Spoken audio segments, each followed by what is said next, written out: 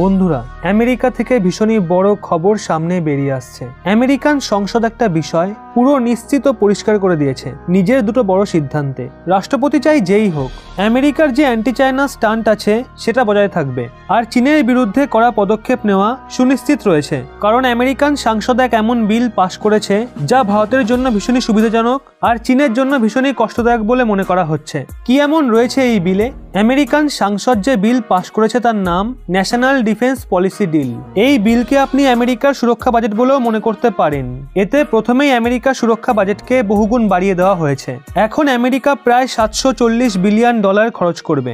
আজ্ঞে হ্যাঁ, এবার এটাকে যদি আপনি চীনের ডিফেন্স বাজেটের সঙ্গে কম্পেয়ার করেন, তবে চীন তার ডিফেন্সের জন্য খরচ করে বার্ষিক $200 থেকে $250 বিলিয়ন। এর কম্প্যারিজনে আমেরিকা খরচ করবে প্রায় 3 গুণ।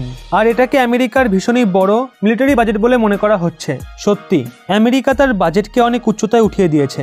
যদি আপনি এটাকে ভারতের সাথেও কম্পেয়ার করেন, তবে ভারত বছরে মাত্র $60 থেকে $70 বিলিয়ন নিজের ডিফেন্সের পেছনে খরচ করে। তার সঙ্গেই পুরো আমেরিকান সাংসদ একটা সোয়ারে এই কথা বলেছে যে লাদাখে যা কিছুই হয়েছে তা শুধুমাত্র চীনের অ্যাগ্রেশনের কারণে, অর্থাৎ এলএসি বিবাদের জন্য চীন সম্পূর্ণরূপে দায়ী। আর চীনকে ওই পুরো এলাকার জন্য বড় বিপদ বলে আখ্যা দেওয়া হয়েছে।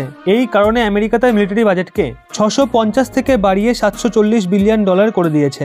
আর এটাকে আমেরিকান ইতিহাসের ভীষণই বড় হাইক বলে মনে করা হচ্ছে। কারণ আমেরিকার সুরক্ষা বাজেট গত 10 বছরে প্রায় 14% কমানো হয়েছিল।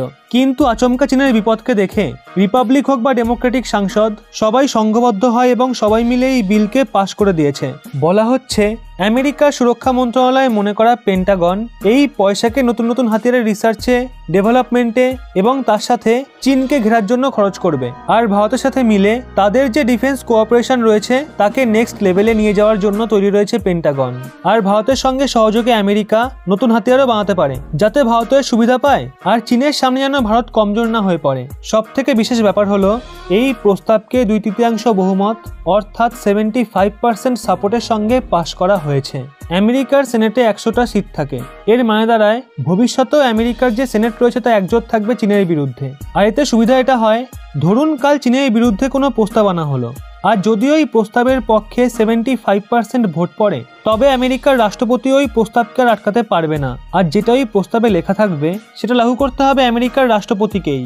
মানে আমেরিকার রাষ্ট্রপতির যে শক্তি রয়েছে সেটাকে অতিক্রম করে যায় 2/3 বহুমত। আর এর জন্য বাইডেনকেও সংকেত দেওয়া হয়েছে যে আমেরিকান সেনেট একজোট রয়েছে চীনের বিরুদ্ধে।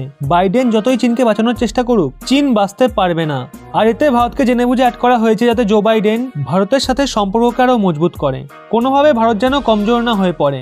এই যে বিল আমেরিকায় পাশ হয়েছে তা নিয়ে আপনাদের কি অভিমত অবশ্যই নিচে কমেন্টে জানান।